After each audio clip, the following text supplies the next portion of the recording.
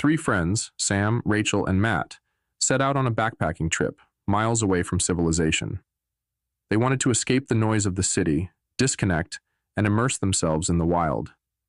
The remote trail promised stunning views, isolation, and absolute quiet. They got exactly that. By the third day, they hadn't seen another person since they left the trailhead.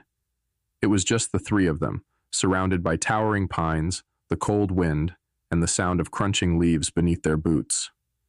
That night, they set up camp near a small clearing. As the sun dipped below the horizon, they gathered around the campfire, enjoying the warmth and laughing at old stories.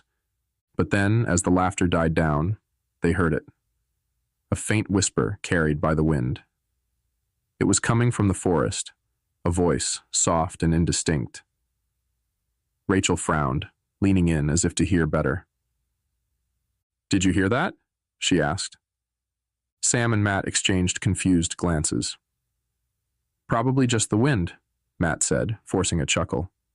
But the uneasy look in his eyes said he wasn't so sure. The whisper came again, a little louder, like someone was calling from deep in the woods. Sam stood up, staring into the darkness. "Hello?" he called, but no one answered. Only the whisper remained, chilling them all. The next morning, everything felt off. The whisper from the night before lingered in their minds, but they all tried to shrug it off.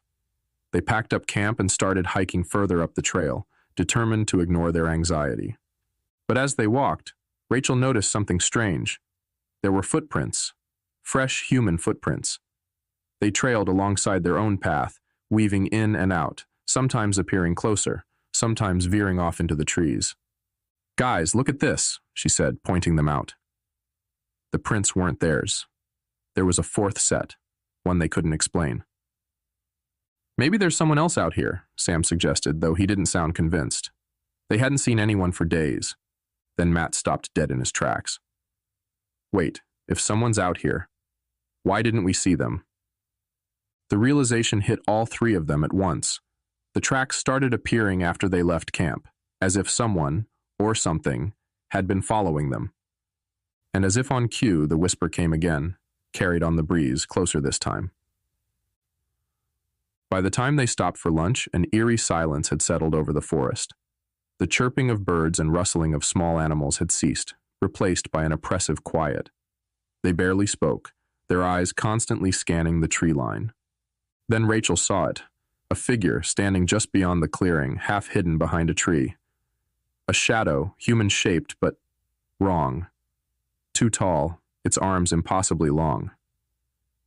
"Guys," she whispered, her voice trembling, pointing towards the figure.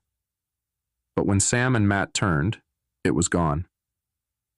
"Rachel, are you sure?" Sam asked, trying to sound calm, but the fear was clear in his voice. Rachel nodded, her heart pounding. "I know what I saw," she said. Suddenly they heard it again.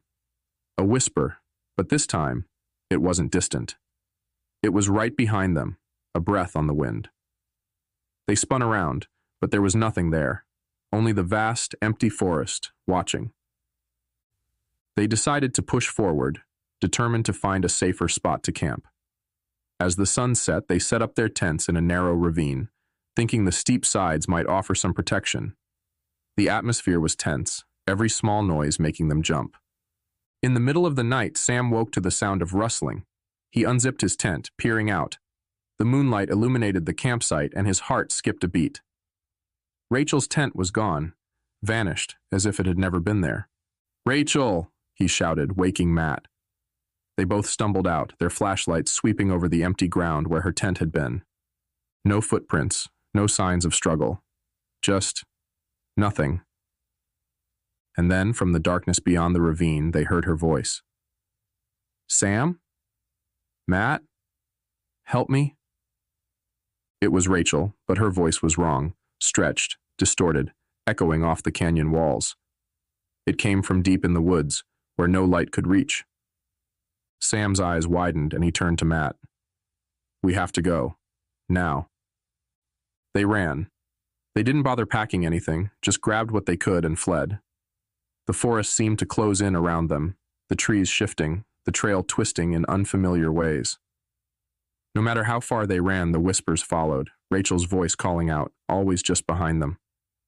"Help me," it begged, but they knew it wasn't her. It couldn't be. They stumbled through the dark, the beam of their flashlights shaking.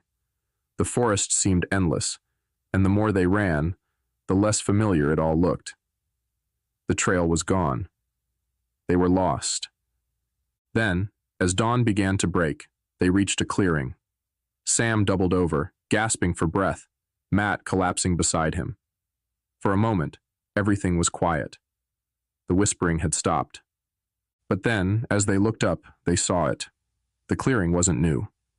It was their campsite from the night before. They had run in circles, and Rachel's tent was still gone. And from the edge of the clearing, a figure emerged, tall, with arms too long, and a face that was almost, but not quite, human.